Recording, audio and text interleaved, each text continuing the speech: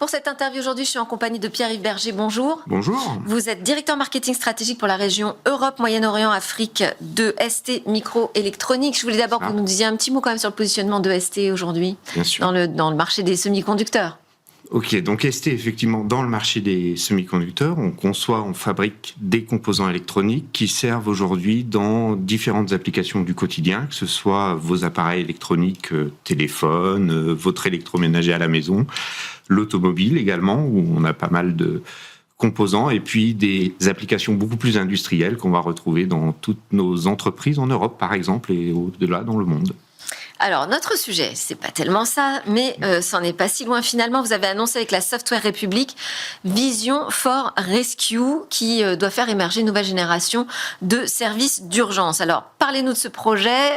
En quoi ça consiste précisément ? D'accord. Alors, je vais d'abord vous parler un tout petit peu de la Software République pour remettre ça dans son contexte. La Software République, c'est un écosystème d'innovation collaborative avec 7 partenaires, dont par exemple Dassault qui fournit des outils de simulation, Thales des outils de sécurité, ST des composants électroniques bien sûr, Renault aussi, également. Ouais.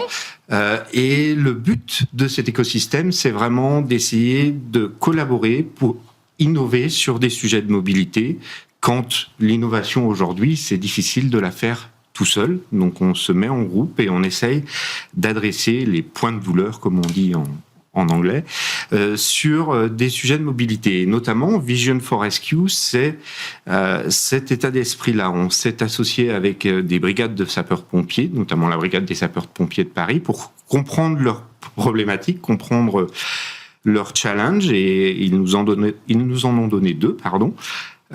Un, le fait d'être le plus efficace et le plus rapide possible. Chaque seconde, voire chaque minute compte dans les services d'urgence. Et 2, le fait d'essayer d'intégrer et de rassembler un certain nombre d'outils qu'ils utilisent aujourd'hui et qui sont très hétérogènes.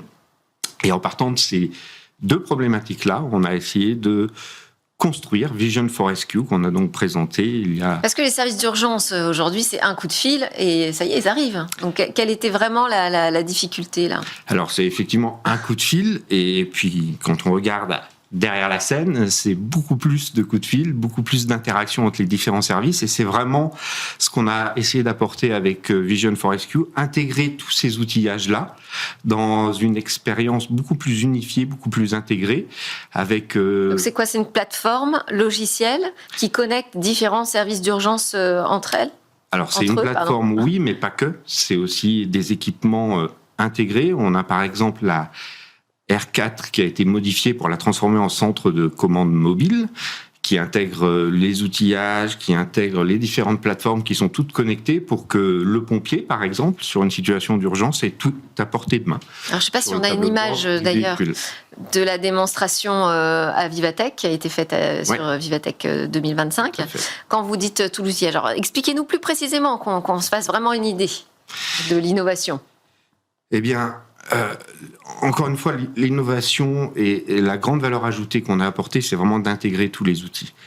Les plateformes intégrées, les plateformes d'appel et l'ensemble des solutions qui sont à disposition des pompiers dans une plateforme homogène, et que les acteurs de l'urgence peuvent utiliser de manière très fluide et très simple. Et c'est vraiment ça. Mais qu'est-ce que ça a engagé comme transformation ?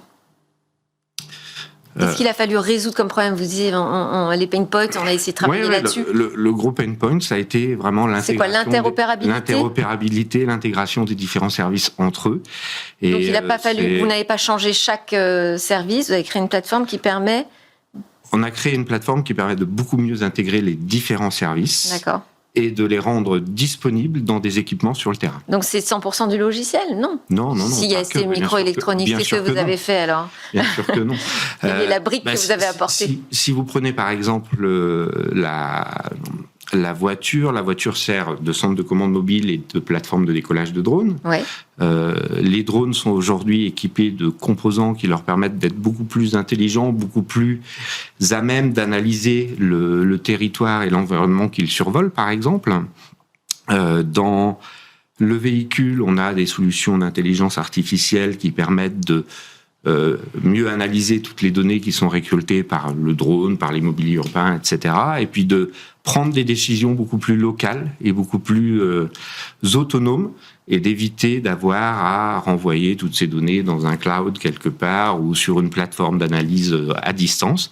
Donc tout est fait localement, et ça permet, je parlais tout à l'heure d'optimiser et de gagner du temps, ça permet justement de gagner ce temps-là parce que tout est fait localement sur les équipements qui sont intégrés dans les véhicules et dans les équipements connectés. Donc localement, en situation mobile, ça veut dire que les services d'urgence de nouvelle génération sont des postes de commande mobiles. Exactement. Qui pourront prendre des décisions directement sur le terrain et donc agir beaucoup plus vite et collecter de la donnée autour d'eux. Tout à fait.